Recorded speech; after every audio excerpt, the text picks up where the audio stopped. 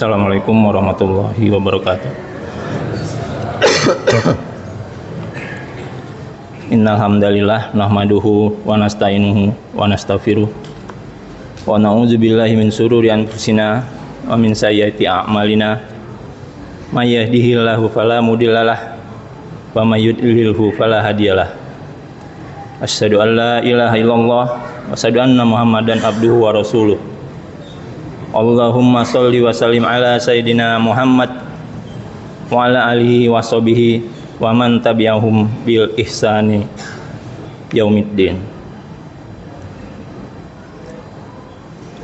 Alhamdulillah, segala puji syukur kita panjatkan kehadirat Allah Subhanahu wa taala. Atas rahmat dan nikmatnya kita dapat menjalankan ibadah di malam ini, yaitu malam ke-9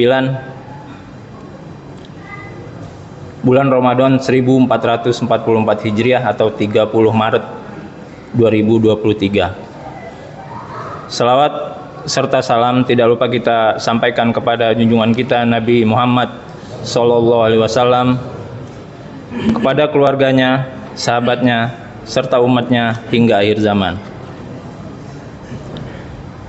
Kaum muslimin rahimakumullah, sebelum kita melaksanakan ibadah sholat tarawih berjamaah, izinkan kami sebagai MC menyampaikan beberapa maklumat.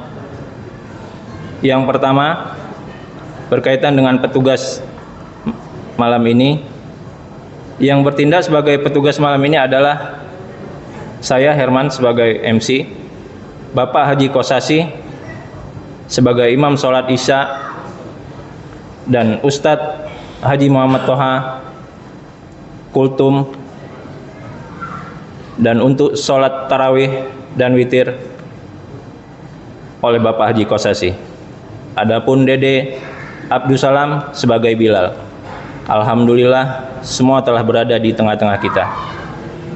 Sementara itu, untuk tugas pada esok malam adalah Saudara Amar Malik sebagai MC, Bapak Tanuri sebagai imam sholat isya, dan Ustadz Arif Rohman sebagai imam sholat tarawih, kultum, dan witir. Adapun Saudara Emirfan sebagai Bilal. Pada bapak-bapak diharapkan untuk mempersiapkan diri. Kedua, laporan hasil pengumpulan infak dan sedekah untuk malam sebelumnya, yaitu sebesar Rp678.000. Total hingga malam ini Rp6.898.000. Lalu sedekah untuk buka bersama di musola dari warga RT 0304 RW 03. Untuk itu kami ucapkan jazakumullah khairan katsiran kepada jamaah yang telah menginfakkan hartanya di jalan Allah. Semoga Allah Subhanahu wa taala membalas dengan kebaikan berlipat ganda. Demikian kiranya pengumuman yang dapat kami sampaikan. Kurang lebih kami mohon maaf. Wassalamualaikum warahmatullahi wabarakatuh.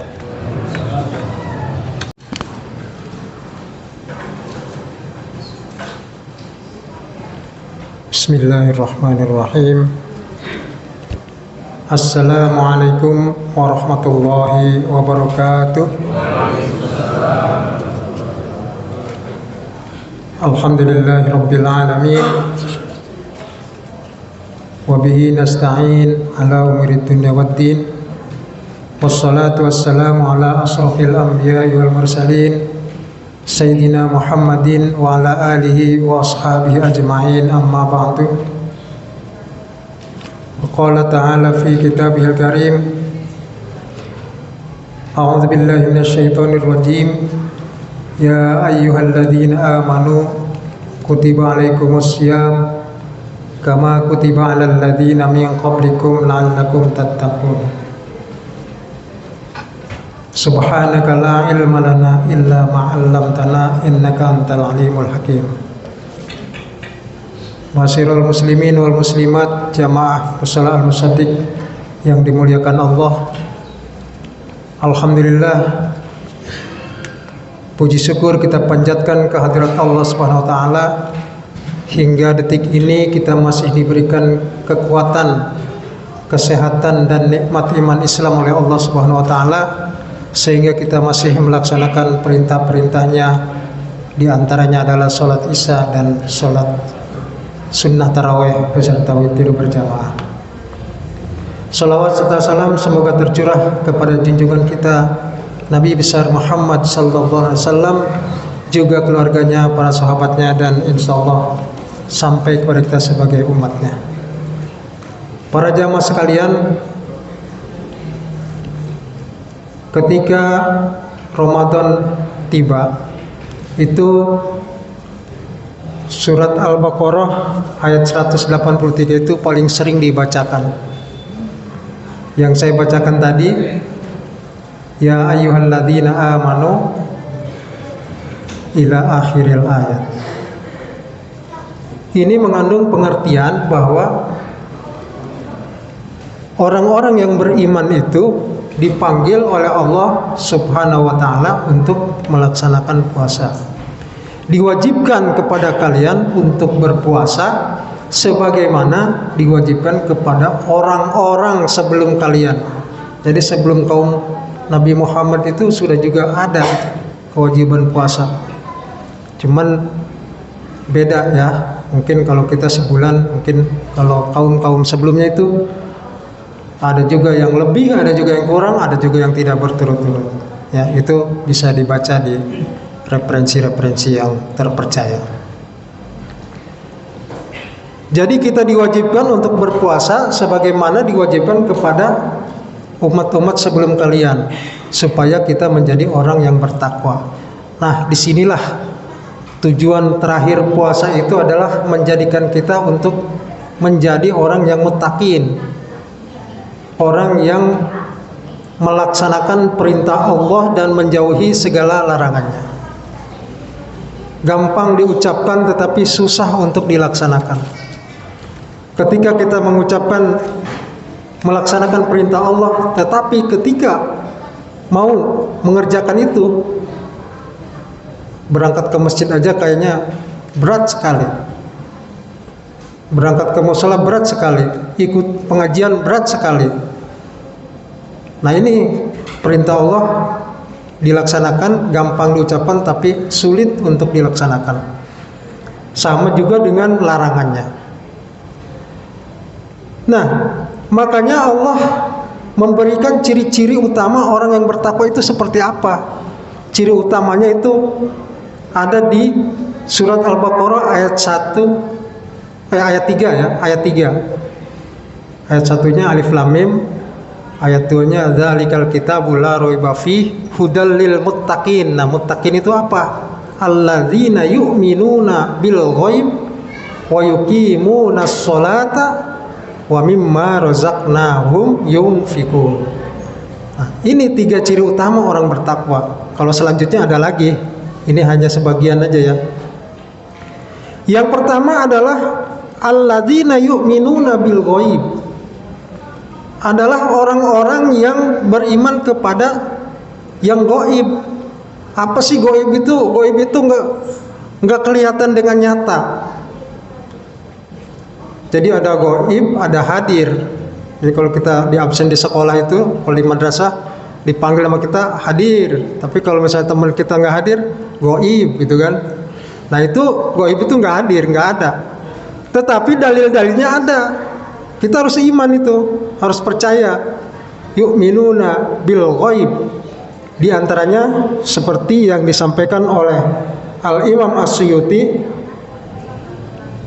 dalam kitab Tafsir Jalalain, itu disebutkan al-ghaib itu adalah surga dan neraka, kemudian alam kubur ya.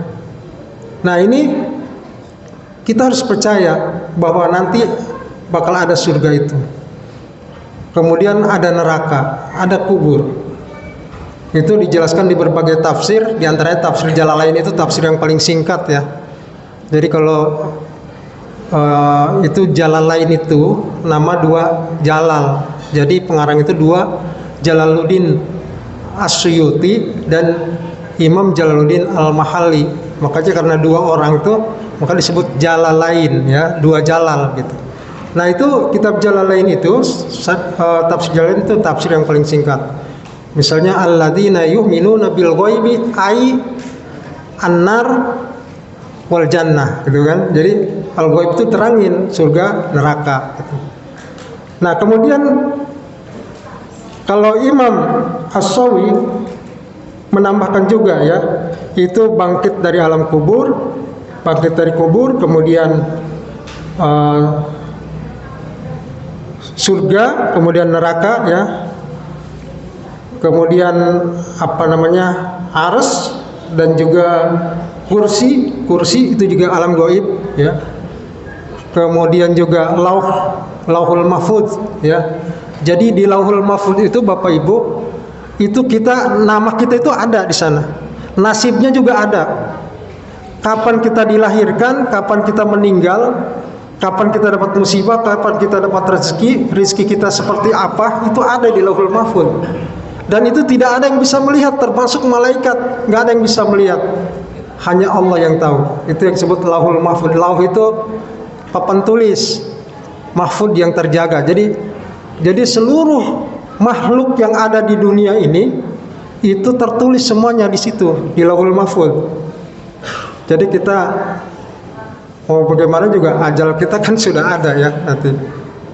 La yastakhiruna wa la yastaqdimun. Idza jaa ajaluhum la yastakhiruna wa la yastaqdimun. Ketika datang ajalnya maka tidak dapat diakhirkan, entar dulu gitu ya, nggak bisa, atau tidak dapat didahulukan.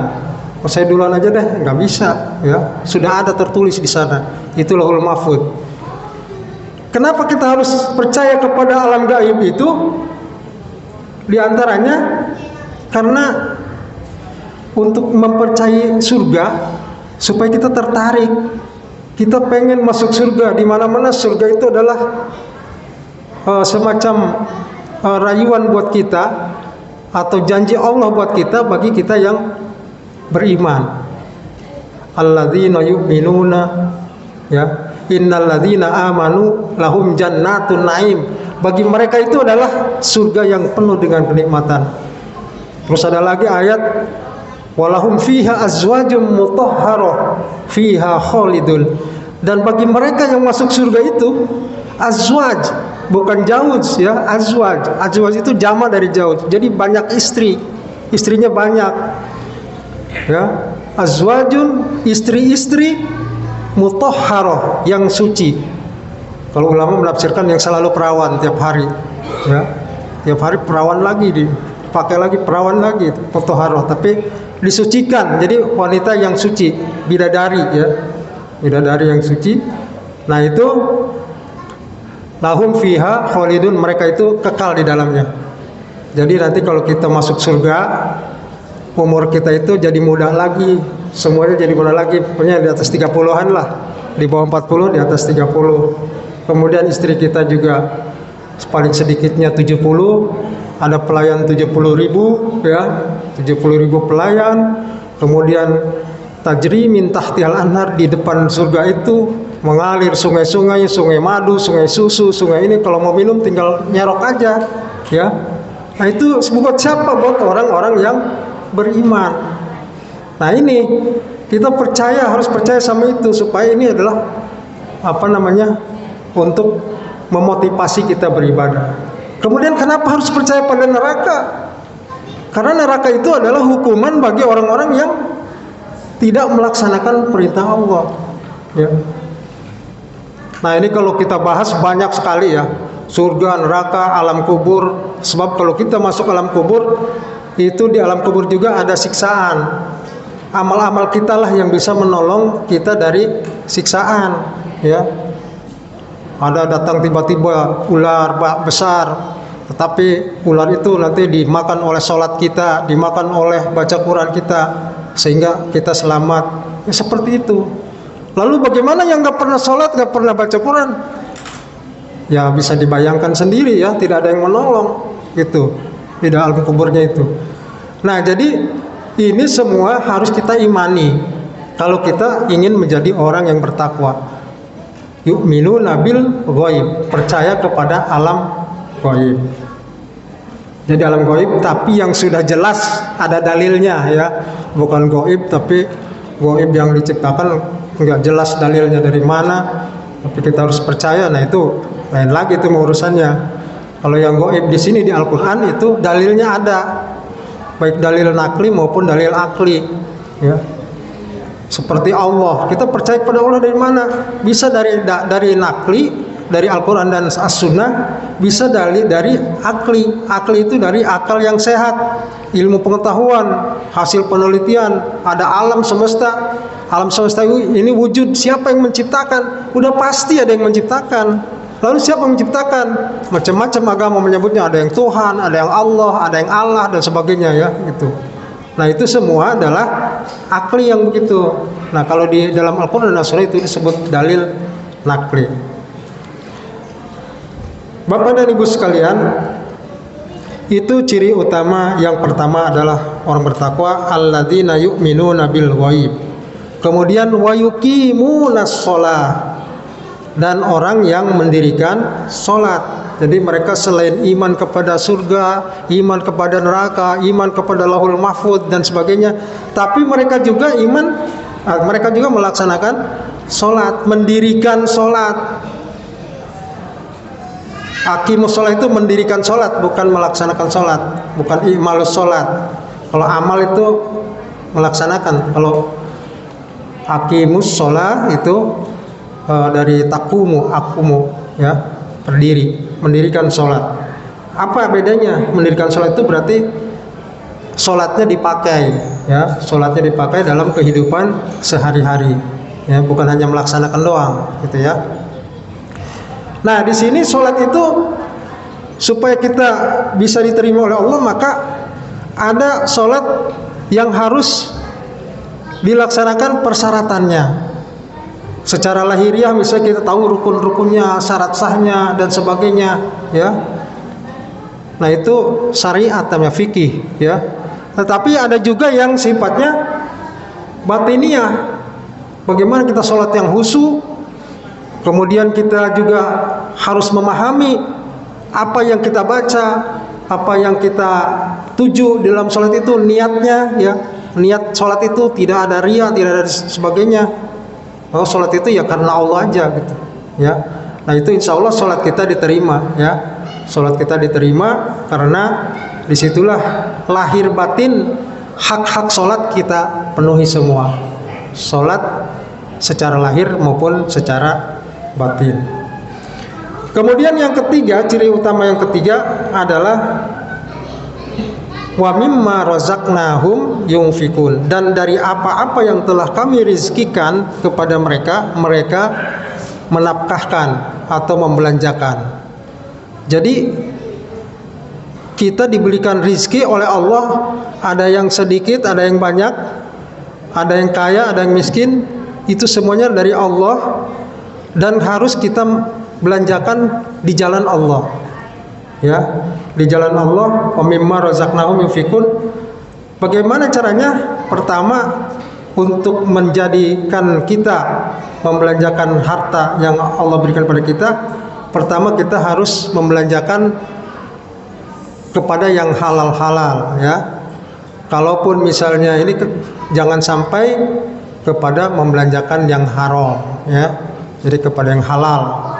Paling enggak kalaupun makruh mah itu sebenarnya jangan juga dihindari ya. Tapi kalau nggak bisa dihindari makruh nggak apa-apa kita belanjakan. Tapi harus dihindari. Tapi yang haram tidak boleh. Jadi kita belanjakan yang halal. Bagaimana yang halal itu? Ya bersedekah gitu ya. Kemudian kalau kita punya rizki yang lebih ataupun tidak, itu kita harus memberikan kepada tetangga kita atau saudara kita yang membutuhkan.